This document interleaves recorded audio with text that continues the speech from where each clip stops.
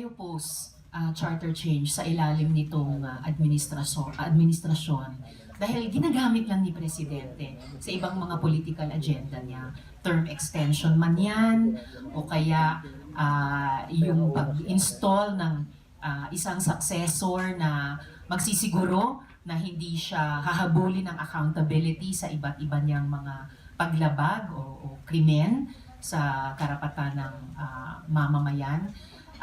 Meron siyang pinangangalandakan na federalism daw, pero half-baked, kung ano-anong shape na niyan, kung ano-anong hugis na hindi naman talaga magsisiguro na may capacity for governance, good governance, or financial autonomy yung magiging federal states. So isa yan, kasama ng death pen, kasama ng pagbaba ng MACR na tututulan ko dito sa 18th Congress.